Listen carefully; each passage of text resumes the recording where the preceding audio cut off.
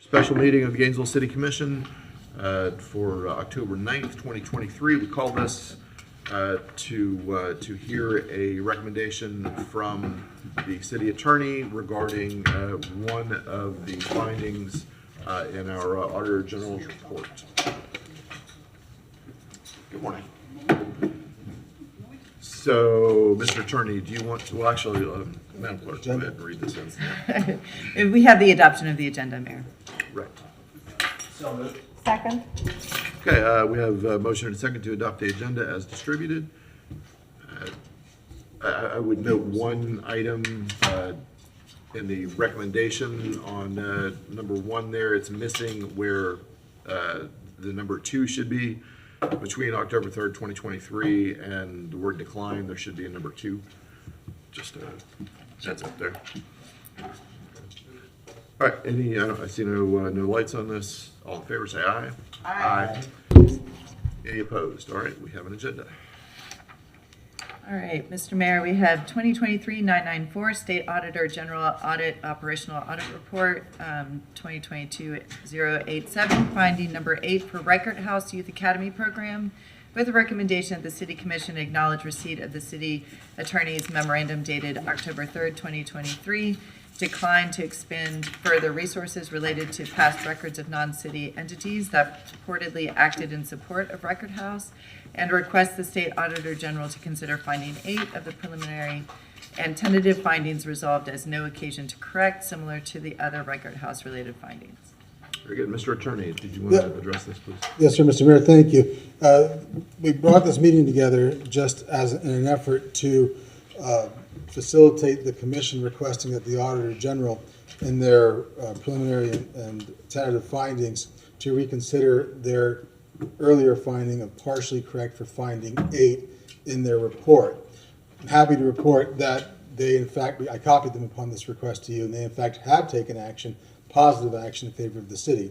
In short, finding 8 was one of the Reichert House findings, and while findings 4 through 7, also Reichert House findings, due to the determination of the city's involvement with the program, the Auditor General had found there was no occasion to correct them. Finding 8, which dealt with the ability to review some records from non-city entities who were supporting of the Reichert House Youth Academy, the ability to review some of their records, I think primarily banking records from 2015 to 2018, so their distance in time as well, that the inability to review them had caused them to mark that as partially corrected. In further discussions with the auditors from the Auditor General's office, we tried to make the point that, well, one, these weren't city records, weren't city entities, weren't city records, and also it wasn't city money. It was money from private foundations that they were intending to offer for support of the Reichert House Youth Academy. And that as they were non-city entities, non-city money, we had no ability to control those records or even to compel their production.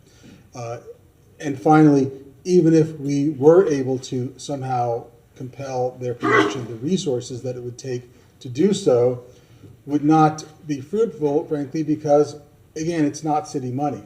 So we tried to make that point clear to them, really in satisfaction of what they asked to hear from us, which was true. Upon doing that with this memo to the commission, asking for the commission to recognize this and send that request to the Auditor General's office, we copied the AG's office on that. They, in fact, made that correction already, but we wanted to follow through here and making sure we formally present it to the commission such that any request would be understood and could be conveyed not just through staff, but through the commission as well. It may be a long-winded way to explain it, but if you have any questions, we can talk about it. And I think, obviously, the city auditor was involved, city manager involved as well. So that's where we go. Thank you, Mr. Attorney. Madam Auditor, did you want to add anything to that? And again, the Auditor General has marked that item now. It's corrected. Right. So if and when we get to an acceptance of a staff recommendation, you probably want to recommend it without item number 3 because it's already been marked as corrected. That's correct. Yeah. Madam Auditor. Good morning, Brecca Anderson, Interim City Auditor. As Mr. Neese said, that was marked as corrected by the Auditor General's office, and the preliminary and tentative audit findings were released on October 5th. And with this one, it did include the corrected area for that. So, any other questions? I see no lights. I do have one. Go ahead. Mhm. I have a question. It's not for the auditor.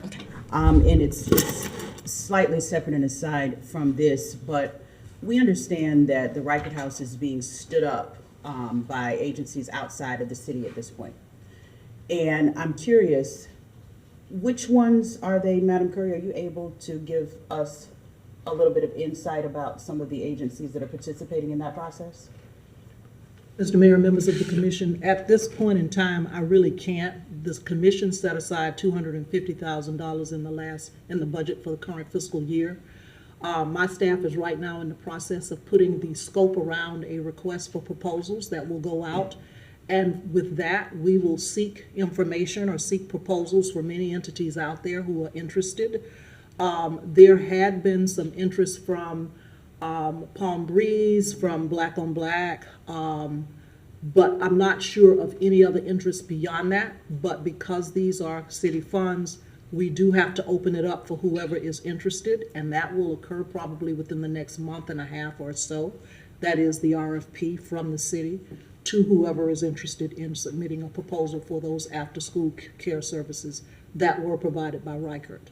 Thank you very much, and you have answered my question because I am familiar with the idea that Palm Breeze and a number of entities that had been involved in the Reichert House prior to or in its original iteration desire to move over into this next phase of it or next iteration of it. So glad to hear that there's going to be an RFP process and that's open. I'm also glad that the community has the opportunity to hear about that as well. When does that open and close again, Madam Curry? I don't have a date specific right now, but staff was tasked with putting the RFP together, and so that's a procurement process, and I don't want to put a time frame around it, but it will be prior to the new year for sure. Thank you very much. I conclude. Thank you. All right, let's go ahead and hear public comment, should there be any, and then we'll come back and hopefully have a motion. We do not have public comment. Okay. All right, does anybody want to make a motion to accept staff recommendation or otherwise? Commissioner Eastman. I move staff recommendation, less item number 3 here, under the recommendation. Second. All right, we have a motion and a second to accept staff recommendation 1 and 2, which have already been read into the record by the clerk. I see no further lights. All in favor, say aye. Aye. Any opposed? All right, that passes unanimously. Madam Clerk. We have member comment. Okay, thank you, Madam Clerk. I want to invite the auditor up to see if she has anything to add regarding the preliminary audit findings and our responses to them. And then after she speaks, I'm going to ask Ms. Wong to come up and address them as well. Mayor and Commissioners, as our city's internal auditor and coordinator of this, I'd like to preface all of this today, provide a little bit of context. I know some of it is going to be a little redundant, so I apologize for that. It does not serve as an introduction for I can't present the AG's report, and plus this is preliminary. As you're aware, in January 2022, the state of Florida Auditor General Office, they did release the final report of the operational audit, and we, of course, management did release we submitted our responses, and then there was a final report at that time, January 2022. So in this year, they began conducting the follow-up audit, as you are aware, around June, I believe, of this year, to see how we address the 18 findings. And on October 5th, the AG released the draft report of preliminary and tentative, they call them P&T, findings, which means draft. So it is a draft report at this time. That is important to note that it is still preliminary of how we have addressed the items. And then a joint legislative audit committee meeting is scheduled for the Auditor General to present these findings at a date to be determined. I think we have a tentative date, but it is not finalized at this time. And the city has 30 days to respond to the findings and recommendations. Very good. All right. And it's accurate that there are no uncorrected findings. None are, yeah, that is correct. We did have, thank you for that trigger. Looks like we had 8 corrected findings. We had 4 no occasion to correct, which were the Reichert House item, and the remaining were partially corrected. Management has worked diligently to address these items over the last 18 months, and it is reflected in this report. Excellent. All right. Any questions? I see no lights. Thank you, Ms. Anderson. Thank you.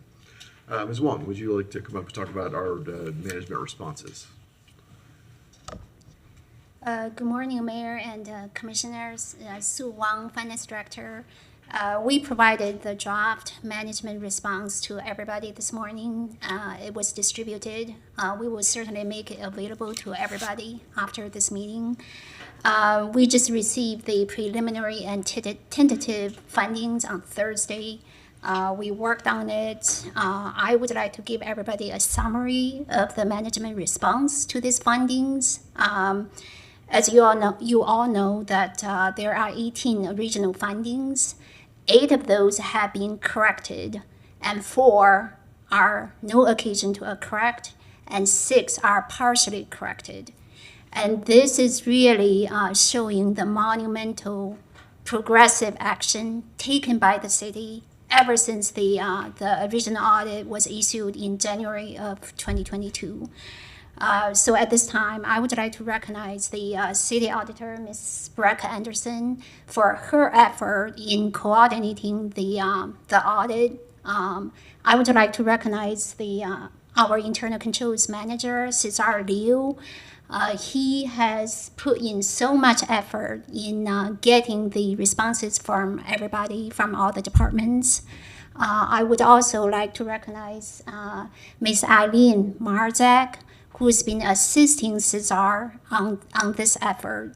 All the department directors, because those 18 findings are across the city, so I would like to recognize all department directors for their effort, and also the city manager's office for their assistance and guidance during this time. For the 6 partially corrected findings, 4 of those are related to general government, 2 are related to GRU. I will just provide a brief summary of the 4 that are related to general government. The first one is finding number 9, that is the financial statement preparation. We disagree with the assessment. The state auditor's recommendation, the original recommendation, is that the city should enhance its efforts to hire, train, develop, and retain staff with the knowledge and capability required to prepare the GAAP financial statements. And that's their recommendation in the follow-up audit as well. GAAP is the generally accepted accounting principles. We believe that the city has fully complied with this recommendation. Since I came on board of June of 2022, we made a series of new hires, and those are credentialed new hires. Credentials such as the certified public accountant, the certified public finance officer, certified internal auditor, certified fraud examiner. Our financial systems architect is certified in Workday payroll, financial reporting, and human capital management. So we have credentialed staff, and this new hire, their experiences complement the skills of the existing staff. We have long-timers in the department. Our investment manager has been here for 30-some years. Our operations manager has been here for 13 years. So these new hires and the current staff, I do believe that we have a highly engaged, highly motivated team who is eager to serve the city and eager to serve the neighbors. We also, in terms of the recommendation on training and development, that has been remained as a priority for the department. We've been attending the webinars, the professional conferences, and also internal training, hands-on training, internal meetings. We just launched a Launch and Learn series. The first one was on Excel. You all know that how powerful Excel can be. So we do believe that we fully complied with the state auditor's recommendation. That's finding number 9. That's a big one. I apologize that I took so long to explain this one because I am very passionate about it. And that I do feel that, as the finance officer, that I feel we have professional staff that are capable of producing the GAAP financial statements. Number 10 is related to budget management. The first part of that has been corrected. The City Commission has received the budget versus actual report from Mr. Bywell, the OMB director, in September. And OMB is planning on issuing the budget versus actual report on a quarterly basis to the City Commission. So we consider this as corrected. The second part is related to the legal level of budgetary control. The City Commission adopted the budget policy in September when you all approved the operating budget and the capital budget for general government. You also approved the budget policy. The policy says the legal level of budgetary control at the department fund level. We will make sure to revise our 2023 audited financial statements to include the schedule, the expenditures at the legal level of control that you all approved, which is at the department fund level. Number 13, that's related to background screenings. We consider this finding corrected. We provided all of the requested screenings to the state auditor. Number 17, related to cancellation of a P card upon the P card holder's separation from the city. We agree with the audit recommendation. The city's practice has been to suspend the card once the card holder leaves the city. Suspending a card means that the card is no longer usable. It doesn't matter if it's a phone purchase, internet purchase, or in person, so you cannot use it anymore. But we have to leave the card open so that all outstanding transactions can flow into Workday. We can verify and allocate to the right cost center. And if there are any credits, we have to leave the card open so that we can have the credits come in. The city can get credited. The auditor tested 11 separations, and 2 of those was canceled 17 days after the employee separated from the city. The other one was 24 days. We had all those controls in place to monitor the P card purchases, that we think that canceling a suspended card 30 days within the employee's separation from the city is reasonable. The issue here is, once the card is canceled, the suspension date is wiped out in the Visa system. So we use the Bank of America Visa. Because of that, we couldn't provide documentation to the state auditor. So we will revise our P card procedure to make sure that we document the suspension date. Hopefully that's as clear as mud, but Very good. that's my update on the 4 management responses to the partially corrected findings on the general government side. I'm happy to take any questions you have. Very good. We have one Commissioner Chestnut. Mr. Mayor, I think my question is for the manager. I think it would be very helpful if you would go through what was accepted by the auditor, what was partially accepted, and what they considered corrected. I think that because it would be clearer if we could get just a succinct presentation there. And I think what you're addressing are the ones that you're questioning.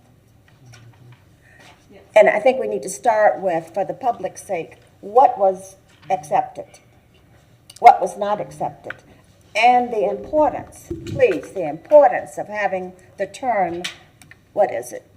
Corrected. The importance of that term. Thank you. Thank you, Mr. Mayor. Thank you. I have it here, Sue. If you have it, you can proceed. If not. Yeah, I do have. Okay, she wants you to. Okay. Okay, no problem. So the first finding was the GRU debt level. This item is considered, in this preliminary and tentative audit report, partially corrected. I won't go into the detail, but that one is partially corrected. And I would say that we have no standing on the GRU items anyway. The second finding has to do with GRU transfers to the general fund. This is the government services support or general fund transfer item that a formula was developed between general government and GRU. This one is considered corrected. The third item, the third finding is the indirect cost recovery process that we completed. This one is considered corrected.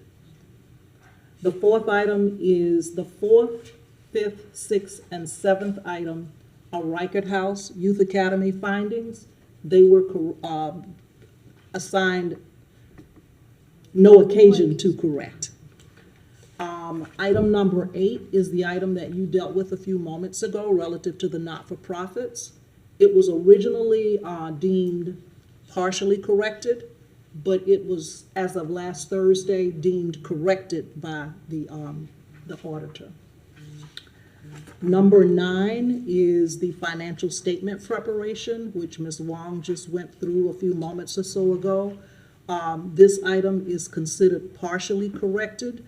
And just to supplement what Ms. Wong said a little bit earlier, the auditor indicated that they would like to see where the city stands with the audit for fiscal year 23, which we anticipate being finished in March of 2024, in order to see the findings go to 0, because we still had 2 findings outstanding in the 22 financial statement audit that was submitted to the commission. We went from 6 in 2020 to 4 in 2021 to 2 in fiscal 22.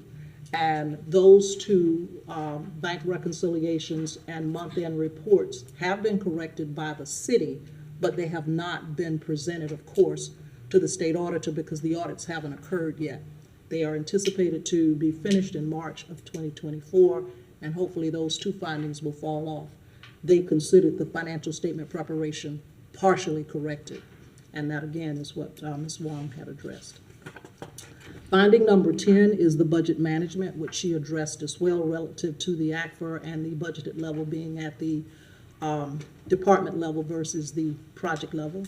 And of course, the budget to actual reports, they've considered that partially corrected. On 11, transparency of golf course operations, that's finding 11. They considered that one corrected. Finding 12, the Gainesville Community Reinvestment Area, that was an issue of transparency for them. They have considered that particular item corrected. The finding 13, employee background screenings, Ms. Wong mentioned that. We are in compliance at this point, but at the time of the audit, all of the items had not been given to them timely, and they considered it partially corrected. Finding number 14, employee evaluations. This was considered corrected. Finding 15, selection of debt professionals. This one is considered partially corrected. I'm sorry? This one is on the utility side regarding the selection of debt professionals. Finding 16, purchasing cards periodic review. This one is considered corrected. Finding number 17, purchasing cards and separations. This is the issue Ms. Wong spoke about relative to suspended versus canceled. This one was considered partially corrected. We have moved forward and corrected the procedure to address that going forward. And the last finding was finding 18, travel. This one actually was a GRU finding, and I believe it's corrected. Is 18 corrected? Am I correct with that?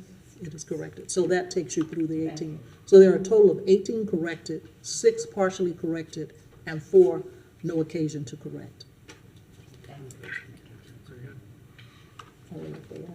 Commissioner Testa, any further? No, I just wanted it. No, that's fair, yeah. Okay, I see no further lights. I think, Mr. Grundy, it looks like you wanted to make a public comment on it. You're good? Okay. Yeah, the item that we're taking action on is finished, so. Okay, I see no further lights. I do want to thank Ms. Anderson, your incredible work throughout this process thus far, and our entire auditor's office, our finance office. Thank you for all your work, the manager's office, and everybody involved, the attorney's office, all our folks, the GRU offices. Thank you to everyone involved, and seeing no further lights, we will stand adjourned.